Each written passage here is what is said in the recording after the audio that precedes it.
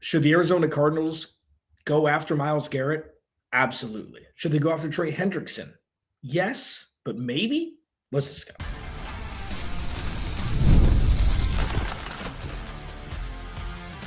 You are Locked On Cardinals, your daily Arizona Cardinals podcast. Part of the Locked On Podcast Network, your team every day. Arnold Alex Clancy here. Follow me on Twitter at Clancy's Corner. Follow the podcast at Locked On AZ Cards. Thank you for making Locked On Cardinals your first listen. Free wherever you get your podcasts and on YouTube. Part of the Locked On Podcast Network, your team every day. We're about to ramp up here, baby. Getting closer to the start of free agency. Trades have already been agreed upon in principle. Christian Kirk got traded like 20 minutes after I posted yesterday's show. It wasn't important enough of a topic for me to re-record it. I'm just happy it happened while I wasn't in the middle of recording, so I had to scrap it, which happens so much. Much more than anybody knows who isn't in the podcast world. I did the absolutely nots yesterday. Absolutely nots yesterday. Absolutely's today. Absolutely not Christian Kirk, not an issue anymore. Absolutely not Joey Bosa. Absolutely's. Myles Garrett, let me explain. Trey Hendrickson, yes, but maybe. Let me explain. And should the Cardinals add a veteran wide receiver with the laundry list? I mean, there's 10, 12, 14, 15 veteran receivers that were once at least, slightly above average on the market. Should the Cardinals add a vet wide receiver? I did discuss a lot about how the Cardinals wide receiver room is ready to rip as is. That was regarding high draft capital or spending more than, a couple $1,000,000 for a 1-year deal. So there are a couple guys on the list of free agent wide receivers I think would be interesting just to discuss and who could fit in Drew Petzing's system ran by Kyler Murray.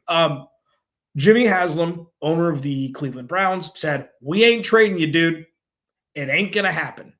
And then Myles Garrett said, in so many words, "Well, I'm not playing." So this benefits the Cardinals immeasurably. I alluded to this last week, I believe, or the week before.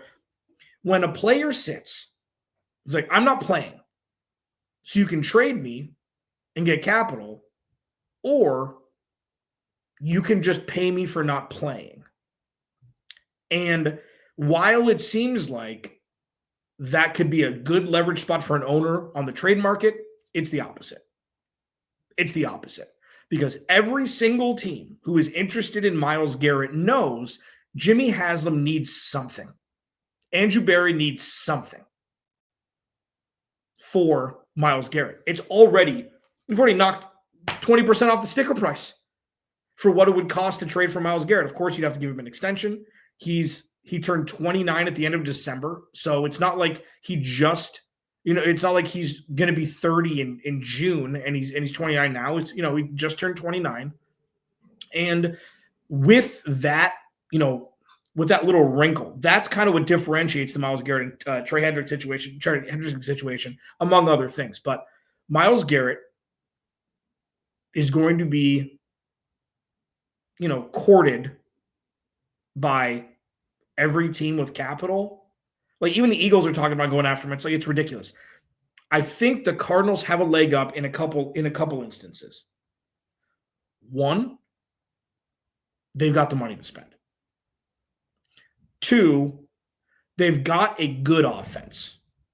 And three, this defense, as I've mentioned a couple times over the last few days, is a Myles Garrett plus a couple backup dancers from being top 10.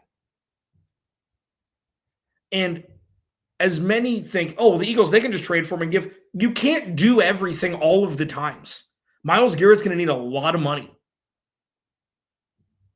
He's going to get $20+ million a year because he's a first ballot, all-pro, Hall of Famer. So the Cardinals should 100% look up to see what the cost would be for Myles Garrett.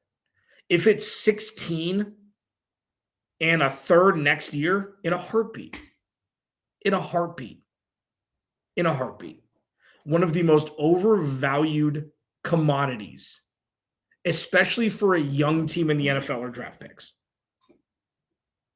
One of the most overvalued commodities in professional sport are draft picks. If you can get a proven entity, especially one at the caliber of Myles Garrett, You take a swing. He makes them competitive, fringe NFC West contenders immediately. And it's one of the craziest things where you look at, the landscape of what the Cardinals could be, and you look at how much youth is on that roster on the defensive side of the ball. You bring in a world beater like Myles Garrett. You bring in an absolute game wrecker like Myles Garrett and pair him to mentor Darius Robinson.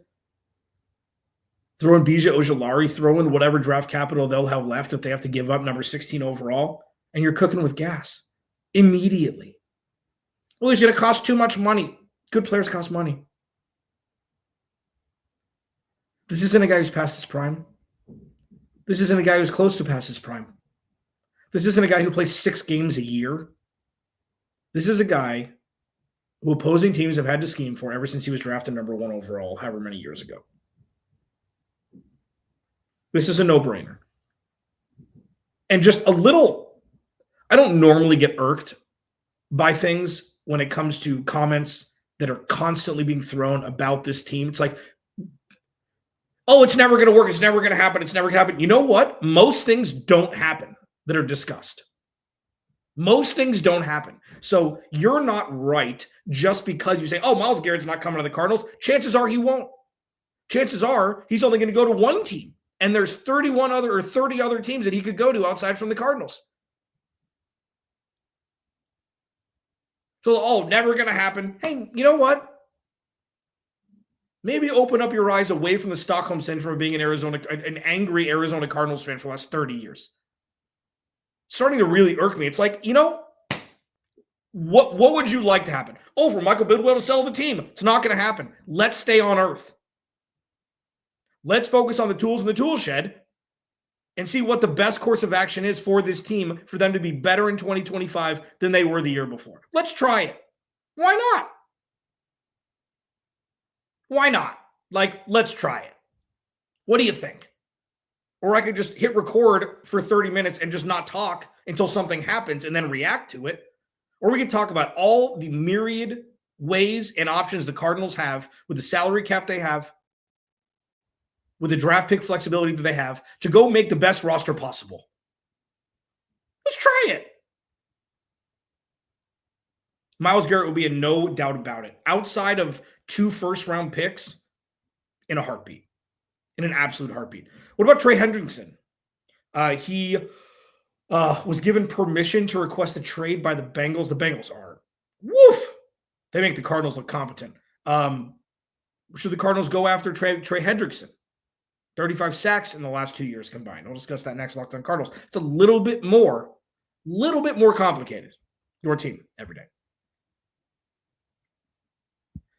This episode of Locked On Cardinals is brought to you by our friends over at FanDuel. When the game tips off, the NBA action is just getting started, and there's no better place to get in on that than FanDuel, America's #1 sportsbook. With FanDuel, you can place live bets throughout the game, so even if you miss the opening tip-off or want to bet on a fourth quarter comeback, you can stay in the action. If you're looking for a bigger payout, you could even combine your live bets into a same-game parlay. I love using FanDuel's live betting feature because it gives every moment of the game excitement, keeps everything exciting. Whether I'm backing my team for a late game rally or picking a player to hit a clutch 3, I never feel like I missed my chance. Plus, the app is super easy to use, and when you win, you get paid instantly. Right now, new FanDuel customers can get $150 in bonus bets if your first $5 bet wins. Just visit FanDuel.com to join today. That's FanDuel.com for your shot at $150 in bonus bets. Make every moment more with FanDuel, the official sports betting partner of the NBA. It's just cool it with the Stockholm Syndrome of it's never going to work. It's like, why watch sports then?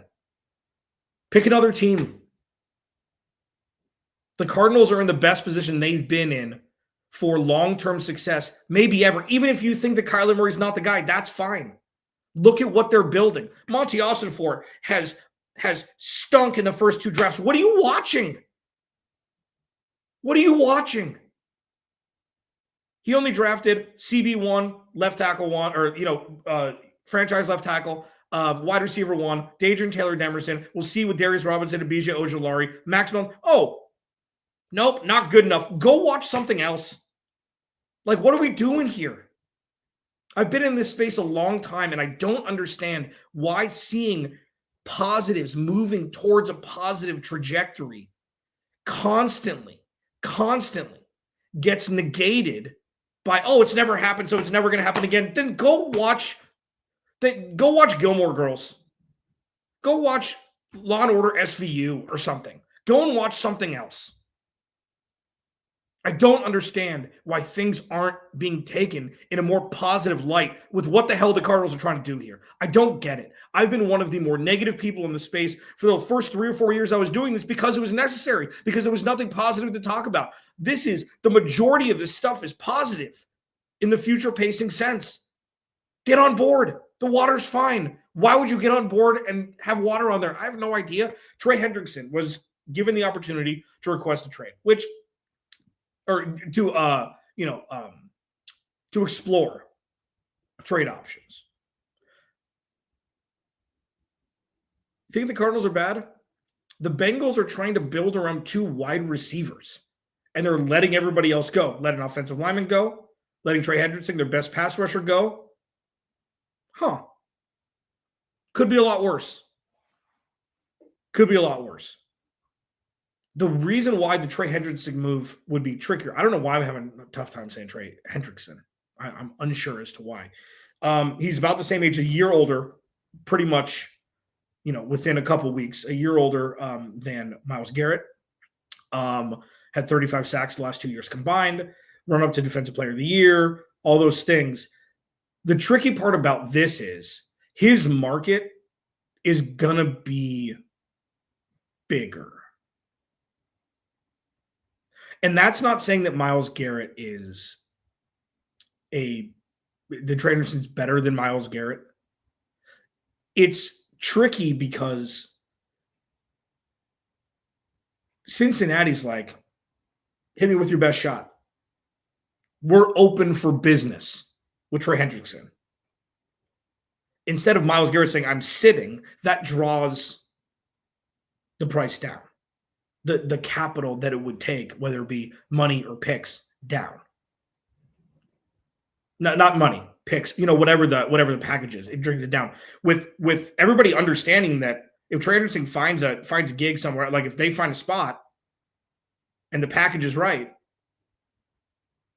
Trey Hendrickson could go for more than Myles Garrett if the market rises to that level. People are going to lowball Cleveland. So say the money's the same, or the same age. Trey Hendrickson's had a little bit of injury history. I mean, so is Myles Garrett. Everybody has at this point in their career. I just think that while it seems counterintuitive, it would be difficult to get Trey Hendrickson for the value that the Cardinals would give up to get him. Because they're not going to overpay. Monty Oswald doesn't overpay. I don't think that's a bad thing. I don't know why the vitriol for, I just don't. I don't normally get bent out of shape about this stuff. It's just like, what do you want? I want everything to be perfect. Then go make a show or go watch a show and you know everything that's going to happen because you're in control. Go do that. So, while neither will probably happen,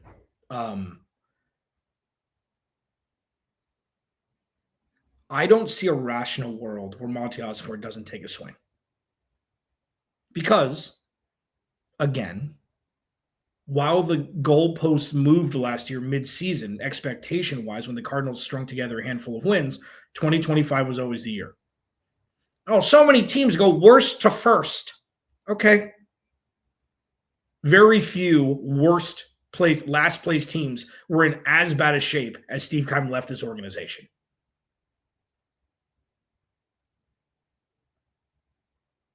Do I need to repeat that? When you're trying to rewire a perennially losing organization, it takes more than 15 minutes. And I think what Monty Oswalt and Jonathan Gannon have done through 2 seasons has been pseudo borderline masterclass. We don't know if it's going to work out, but what we do know is from the doldrums that they took this organization over in to where they are now, I'd say they're doing a pretty damn good job. And now they've got over $70 million in cap space. They've got all their picks in the first 5 rounds. Game on. The future. Oh, well, you don't want to give up a 2026 pick. You do if you can get a star talent now. They don't need to get younger. They need talent. And while Myles Garrett, I think, would be the obvious choice if you had the choice between the two, Trey Hendrickson would be a terrible option. I just don't know if, say, Trey Hendrickson makes, I mean, this is the caveat here is, say Milton Williams and Josh Sweat cost you $40 million a year combined. Trey Hendrickson costs you 26. Myles Garrett costs you 26. Would you rather spend a little bit more and get 2 players? That's the balancing act that Monty Osborne's going to have to figure out. And I know we're going to find out, obviously, a lot more the next week. It's going to be so much fun. But yeah, I mean, that's where we're at right now. The Cardinals have options. They didn't have many options last offseason. But trading for a player, as I've said for months, trading for a player in a terrible situation many times yields you the ability to give up less than, if it were a different situation. See if the Cardinals can shock the world. I can't wait for all the haters if the Cardinals actually make a move and it works out, what you're going to do. It's crazy. Locked On Cardinals, your team every day. So the Cardinals add a veteran wide receiver. I'll discuss it next. We wrap up here. Locked On Cardinals, your team every day.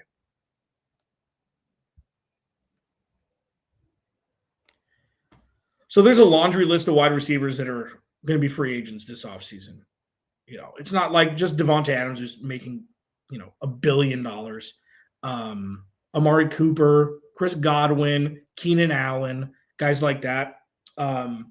There's 2 guys that I think would be impactful for this team. And obviously it's depending on money. I don't think that either of these are going to, actually happen, but there's 2 names if I could choose for like a 2-year, $10 million with $7 million guaranteed deal, something like that, to bolster the wide receiver. Chris Godwin. Chris Godwin had a career renaissance in Tampa Bay. I'm not sure if they're going to just let him walk. I don't know how long he's going to be out for because I know he hurt himself later in the season. But he had a career renaissance in the slot with Baker Mayfield the last couple seasons. I think he'd be great. He'd be a big possession receiver that the Cardinals need. He's like a tight end light. I think he'd be an interesting option. The one for me, though, and this is a pipe dream, and hosted the show long enough, I get to do a segment or 2 for myself once in a while. There's one guy, even though he probably has the furthest chance away from actually being signed by the Arizona Cardinals, is Keenan Allen. Like, Keenan Allen is one of the best possession receivers, one of the best route runners the NFL has ever seen. He produced last year in that dumpster fire that was the Chicago Bears when he was healthy. And I know he's missed time here and there. I completely understand that. But in a role as you want to get me to get off of the Michael Wilson and Greg Dortch train, you sign Keenan Allen. Keenan Allen is a first down waiting to happen. Keenan Allen catches everything. Keenan Allen is 6'3". Keenan Allen is a great red zone threat. Keenan Allen is a great teammate. Keenan Allen doesn't cause issues. Keenan Allen, and I'm not saying anybody on the Cardinals does. I'm not like comparing Keenan Allen to somebody else. But if you can add a guy like Keenan Allen and it doesn't break the bank, I think that would be a no-doubter for the Cardinals. Because listen, as this next iteration of this offense unfolds, I would lend to believe that there's going to be a little bit more passing. That was one of my biggest wishes this offseason. Put the ball in Kyler Murray's hands more. And it's not so much of like, oh, we got to find out one way or the other. Put the ball in his hands more. Even if it's, wide receiver screens, just pepper it in. Do something, because all it'll do, like if you give me Marvin Harrison Jr., Keenan Allen, and Trey McBride in a passing game, yeah, sign me up. This wouldn't be a Zay Jones situation. Like Keenan Allen was a perennial Pro Bowler, and I think he's 33 or 34. The dude can still ball. He was never the fastest. You love those guys. He was never the fastest, so he never relied upon his speed to get to where he wanted to go. He's just a fantastic route runner. He could leverage angles better than most in the league. Him and Stephon Diggs are two of the best. Antonio Brown was great when he was here. But I mean, Keenan Allen, still active, is probably looked at as, top 5 route runner. Again, catches everything. He is a first down waiting to happen. And I think he'd be a very fascinating addition to this pass catcher room if they wanted to add a veteran wide receiver. And again, I'm on the record. I think Michael Wilson and Greg Dortch are plenty, especially when it comes to Trey McBride being the number 1 option and the run game being so prevalent. But if they're going to go from 60-40 run pass, whatever the percentage was last year, 65-30, whatever it was, and you go 5% off each and you kind of meet more in the middle and Kyler Murray throws the ball a little bit more, which I think he should be doing in 2025, Keenan Allen would be a fantastic addition. Locked on Cardinals, your team every day. Hope you have a great weekend. Remember, without you, there is no me. We're getting closer to free agency. I'll have some more updates for you, hopefully on Monday. Talk to you then.